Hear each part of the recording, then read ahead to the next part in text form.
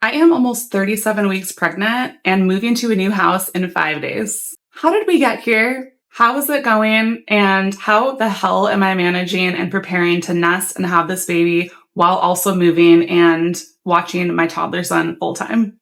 Moving and being pregnant is definitely not an ideal combination, but if that happens to be you too, then stick around because this video might help give you some ideas to create some peace of mind and just know that you're not alone in this really just crazy, chaotic process.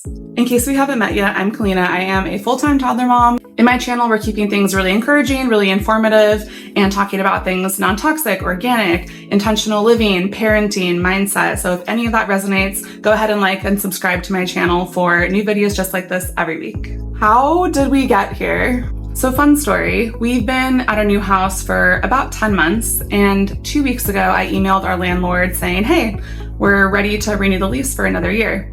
And they sent me back an email saying they weren't. And apparently in California, that's totally cool. Alrighty then. Because we've been here less than a year, they don't have to give just cause. Nothing sketchy has happened. We've been great tenants. We've always paid our rent on time. And they just decided that they wanted to not renew our lease. So now we have to find a new place to live at 34 weeks pregnant with the toddler. Are you serious?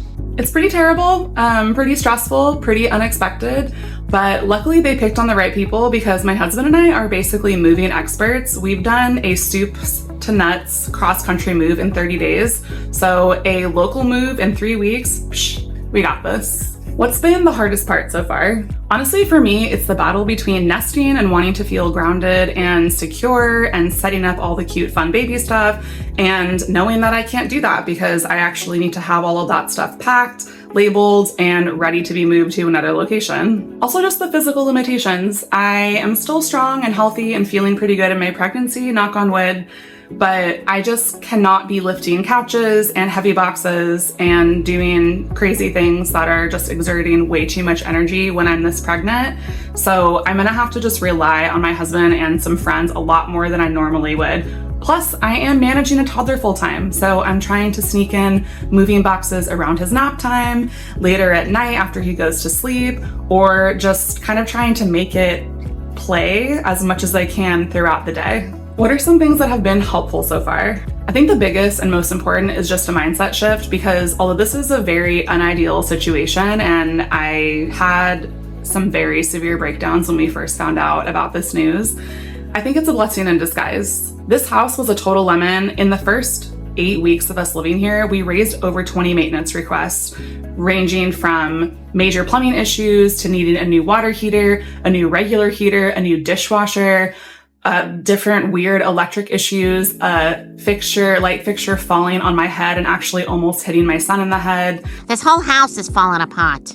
So since we've been here, it's honestly just been a nightmare of different maintenance issues, one right after another. We're not going to be homeless. We have a place to live.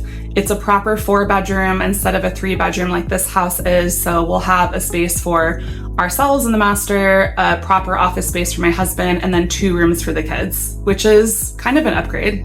Also, at the end of the day, even when everything is going wrong, which has kind of been feeling like the case lately, we are still relatively young, we're healthy, we have healthy, happy kids who have no idea what's going on and are just blissfully unaware and super excited for life right now. And at the end of the day, no matter what else is going on, that's honestly the most important thing. We also have a delineation of designated roles between myself and my husband. My husband is basically on point for the logistics and the coordination and the actual physicality of moving because I'm too pregnant. I just can't do that anymore. So strong. I am on point for all things nesting, getting baby stuff ready, and taking care of our son and managing communications between our landlords, setting up utilities, and any other sort of admin things that I can do on the computer. So how am I actually preparing for this baby while moving? I think the first thing is just recognizing that the turnaround time is so short. I will be 37 weeks pregnant tomorrow or the day after tomorrow. We're moving next week, and there's just no way that my house is going to be perfectly in order in 2 weeks by the time this baby comes. You know, I'm just gonna have to accept that. I'm just keeping the most important baby things out, labeled, and easily accessible. So my labor bag is by the door, ready to go. If you're interested at what's in it, then check out this video. And I also have plastic storage bins that are labeled for 0 to 3 month increments. So I have one box that's for 0 to 3 months that has things like baby clothes and bassinet supplies and sleeping supplies, sleep sacks and blankets and things like that. I have one box that has toys in it that are developmentally appropriate for that age. Really just things that are left over from my son from Lovevery, things that are black and white, little picture books. I have a box with baby gear like a sound machine, night lights, and things for diapering. So diapers, wipes, things for elimination communication. Also, in being forced to go through all of my things, I found I had a lot more in storage from when my son was really tiny than I had realized. So I've kind of replicated that system and made everything 0 to 3 months, and then 3 to 6 months, and then a 6 to 12 month little box allotment increment. So everything is kind of organized, it's labeled, and even when we're shoving all of that stuff into our garage during the initial move, I can easily identify those boxes and just pull those things out as I need them. Now, how am I managing all of these things with also watching my toddler full time? Great Scott! The first thing is I'm just letting my son Quentin basically explore all of the boxes. He's looking at all of his old baby toys. He's helping me take things out and put them back in. I don't really care if he plays with and touches things as long as he is just putting things back in the boxes that he took them out of. We are also doing our best to maintain a stable routine. Last week, I almost lost my mind because my son maybe misses one nap every 3 or 4 months. He missed 4 naps last week.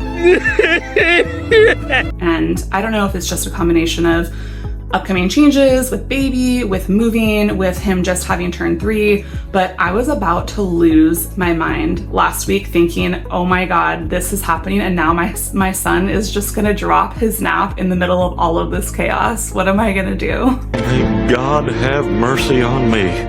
Luckily, we are 3 days in a row and counting back on track with naps, so I think it was just a regular run-of-the-mill sleep regression. Phew! We're also constantly talking about moving with him, so being really clear as he sees things that he is used to seeing getting packed up and put away. All of the stuff is actually coming with us, but we need your help to put it in a box so that we can put it on the truck. Then we have a 10-minute conversation about how trucks work and all the mechanics and the engines and all the moving parts. And then tell him that it's all gonna be there when we move to our new house and he can play with everything again. I will tell you the first thing that I'm gonna set up when we move to our new house is his room and just get his sleeping arrangement settled, get his bed done, put up those curtains that block light, get his sound machine going, and just try to replicate exactly the experience that he has in his room for sleeping right now at the new place so we can just get that routine started right away. That's what I have so far. Maybe I'll do a part 2 of this video and follow up to see what actually worked and what I was totally delusional about and just went completely sideways. Thanks for watching, and I'll see you in the next one.